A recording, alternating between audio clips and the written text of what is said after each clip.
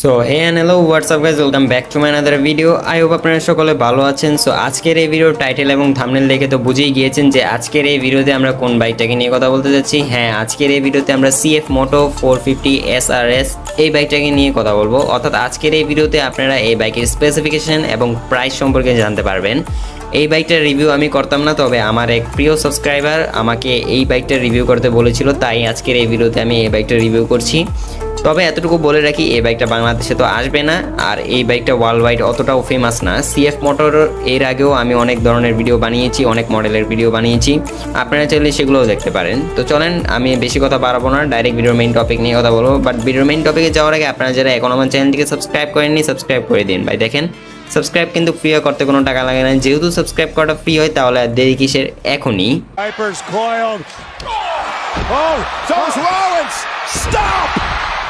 শুরুতেই এই বাইকের লুকস নিয়ে কথা বলি। এই বাইকের লুকস মারাত্মক লেভেলের জোস, কেননা এই বাইকের অ্যাগ্রেসিভ হেডলাইট এবং এই বাইকের মাস্কুলার বডি ডাইমেনশন এই বাইকের লুকসকে অনেক সুন্দর করে ফুটিয়ে তুলেছে। তবে এই বাইকের লুকসটা কিন্তু অনেকটা CF Motor যে ওল্ড মডেলগুলো বা ছোট যে ভার্সনগুলো আছে, যেগুলো হলো 250 SR অথবা 350 SR, যেগুলো আমি আমার চ্যানেলে রিভিউ করেছি, সেগুলোর মতনই এই বাইকের লুকস পুরোপুরি দেখতে। এক কথায় বলতে পারেন জাস্ট ছোট ভাই বড় ভাই এর মধ্যে পার্থক্য। এখন আমরা লুকসের বিষয়ে তো এক একজনের এক এক মতামত থাকবে, তবে আমি যদি আমার পার্সোনাল মতামত দিই, সেই ক্ষেত্রে 450 সিসির বাইক হিসেবে এই বাইকের লুকস ঠিকঠাকই আছে। সো লুকসের বিষয়ে বাদ দিয়ে এখন কথা বলি এই বাইকের ইঞ্জিন নিয়ে। এই বাইকের ইঞ্জিন হিসেবে আপনারা পাবেন 449.5 সিসির 4 স্ট্রোক 4 ওয়েল প্যারালাল টুইন সিলিন্ডার লিকুইড কুলেটের FI DOS এর একটা ইঞ্জিন। এই বাইকের এই পাওয়ারফুল ইঞ্জিন দিয়ে আপনারা বাইক থেকে ম্যাক্সিমাম পাওয়ার পাবেন 35 কিলোওয়াট এট 9500 RPM এবং ম্যাক্সিমাম টর্ক পাবেন 39 নিউটন মিটার এট 6700 RPM। এই বাইকের এই পাওয়ার কনফিগার দিয়ে এই বাইক থেকে আপনারা সর্বোচ্চ গতি তুলতে পারবেন 200 কিলোমিটারের উপরে এবং সর্বোচ্চ মাইলেজ পেয়ে যাবেন 35 থেকে 40 কিলোমিটারের আশেপাশে, যেটা কোম্পানি ক্লেম করে। তবে আমার মতে এই বাইক থেকে আপনারা 25 কিলোমিটারের মাইলেজ পাবেন কিনা সেটাই সন্দেহ।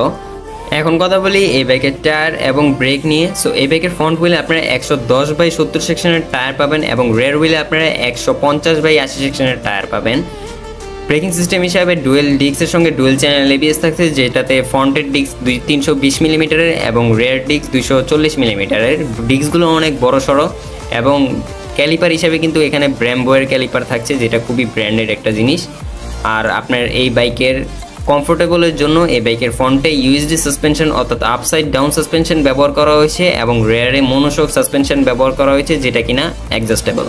আর এই বাইকের হেডলাইট টেল লাইট ইন্ডিকেটর সবগুলো কিন্তু আপনারা LED এর পেয়ে যাবেন এবং এই বাইকের স্পিডোমিটার হিসেবে ব্যবহার করা হয়েছে ফুললি ডিজিটাল TFT ডিসপ্লে একটা স্পিডোমিটার, যেটা 5 ইঞ্চের।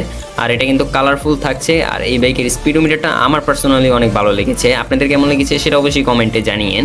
আর আরেকটা মজার ব্যাপার আছে এই বাইকের মধ্যে, সেটা হচ্ছে এই বাইকে কিন্তু সিঙ্গেল সাইড সুইং আর্ম ব্যবহার করা হয়েছে, যার কারণে এই বাইকের লুকস অনেকটা প্রিমিয়াম মনে হয়।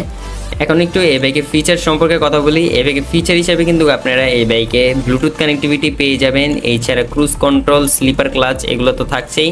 এরই সাথে আপনারা এখানে কিন্তু একটা USB পোর্ট পেয়ে যাবেন, যেটা দিয়ে আপনারা আপনাদের ফোনটাকে চার্জ দিতে পারবেন। সো যাই হোক, এই তো ছিল এই বাইকের স্পেসিফিকেশনের বিষয়ে। এখন কথা বলি এই বাইকের প্রাইস নিয়ে। আর আরেকটা কথা, এই বাইকের স্পেসিফিকেশন কিন্তু আমি অত ভালো করে পুরোপুরি বলতে পারিনি, কেননা এর একটা কারণ হচ্ছে হলো গিয়ে এই বাইকের ইনফরমেশন কোনো ওয়েবসাইটেই দেওয়া নেই পুরোপুরিভাবে। যদি প্রাইসের কথা বলতে চাই, সেই ক্ষেত্রে এই বাইকের প্রাইস 5,900 ইউরো দেখাচ্ছে, যেটা হলো বাংলাদেশে আসলে প্রায় 7,38,808 টাকার মতো হয়। তবে আমার ধারণা মতে এই বাইক যদি বাংলাদেশে আসে, সেই ক্ষেত্রে এই বাইকটার প্রাইস আরও কম হবে, কেননা এটা একটা চায়নার বাইক। আর এই বাইকের প্রাইস সাধারণত কম হওয়ারই উচিত, কেননা যদি 450 সিসির সেগমেন্ট হিসেবে কম্পেয়ার করি, সেক্ষেত্রে 7,50,000 টাকার উপরে তো হবেই বাংলাদেশে। তবে অন্য বাইকের তুলনায় এই বাইকের প্রাইস কমই থাকবে। সো যাই হোক, এই ছিল আজকের এই ভিডিও যদি ভালো লাগে সেক্ষেত্রে অবশ্যই লাইক এবং কমেন্ট করতে বলবেন না। আর যদি একটু বেশি ভালো লাগে তাহলে যা করতে হবে সেটা আমি বলবো না, সেটা আপনারা আমার বিপ্লব ভাই বলবে। বিপ্লব ভাই বলেন। एक तो लाइक और शेयर ठोक दीजिए, महाकाल का दबाकर लाइक और शेयर ठोक दीजिए, 5000 लौटे दिख जाना चाहिए।